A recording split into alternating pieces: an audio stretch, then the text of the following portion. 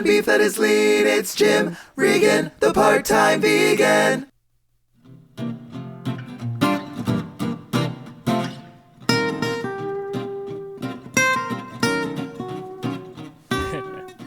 Well, Charlie, that's the way we work. I hunt 'em down and you and your boys swoop in like heroes. Don't sell yourself short now, Charlie. Well, maybe a little wheatgrass would do you good. Hey, now don't knock gluten. I've had some fine gluten. Have you tried the pasta from Mrs. Corelli's? Oh yes, some of the best gluten I've ever tasted. Someone's at the door. Could be a new case. I'll keep you posted. Hello? Just a minute. Harriet? You're shaking. Well, what's the matter? Oh, Jim, you've got to help me. Here, sit down. Someone broke into the shop.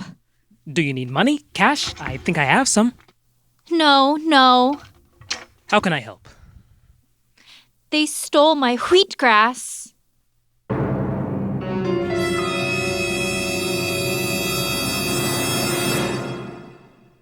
My God!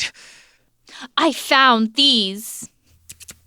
Looks like they cut the wheatgrass from the base and... Smells like meat. I think I know who may have broken into your shop. Henry! Jim Regan here. Yes, the tenderloins were top-notch. I paired it with a little kombucha. That's right, I see you've been reading up. Wheatgrass? Well, that's wonderful. Of course I'll buy some. I know, I'm calling about the bison. So the bison came in. I see. Well, that's excellent. Yes, I'll take 3 pounds. Yes, sir. All right, I'll see you this afternoon. Thank you. Bye-bye. Apparently, Mr. Williamson has a fresh crop of wheatgrass in his butcher shop. Wheatgrass? Well, I suppose I haven't been ordering as much meat lately. Ever since I sampled that wheatgrass at your shop, Anyway, if Mr. Williamson thinks he can steal from you so he can cater to all my tastes, he's got another thing coming.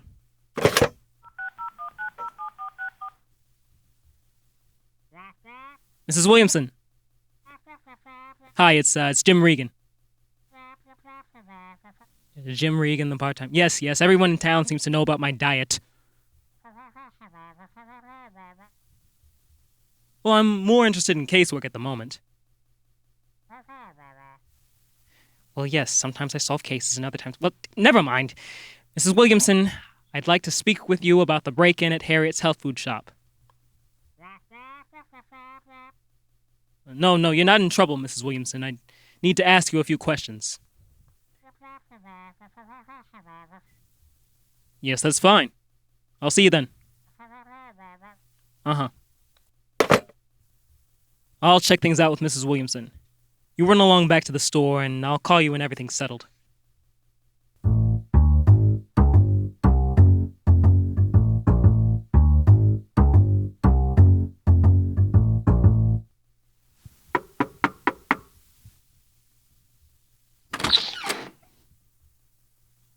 This'll only take a minute, Mrs. Williamson.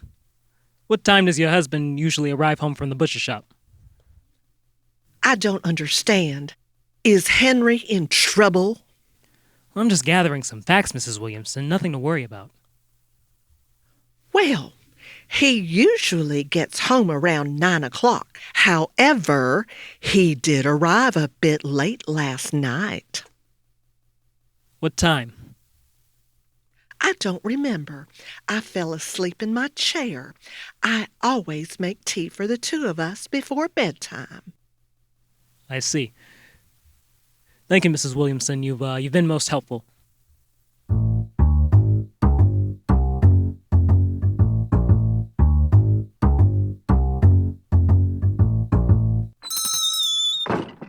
Oh, Jim Regan. Long time no see. Yeah, nice to see you again, Henry. You remember Charlie? Well, of course I remember Charlie. He's in here every week. More than I can say for you, Jim. Well, what can I say? I love a good kale salad. Oh, you're going to love this bison. We usually get it in from South Dakota, but this batch is from Montana. Look at that. Look at that cut, Charlie. Got any wheatgrass for my friend here? I have some in the back. You have to keep it separate from the meat, you know. I'll cut you a sample. Looking for these? Yeah! I've been looking all over for those.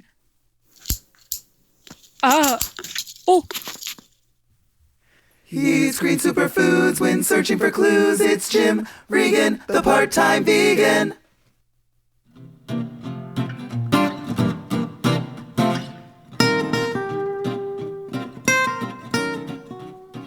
Thank you for everything, Jim. How could I ever repay you? I was nothing, Harriet. Well, indeed. I owe you something for all you've done. You don't owe me anything. But you do owe Charlie an explanation. Where were you at 9 o'clock last night? I don't understand. I have to admit, Harriet, it all seemed so cut and dry at first. What do you mean, Jim?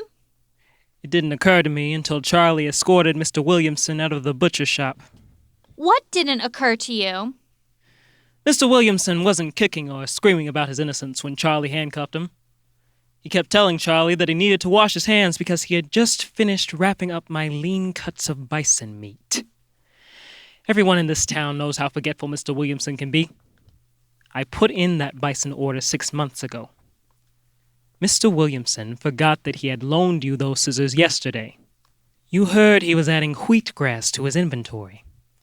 So you broke into your own shop and framed Henry.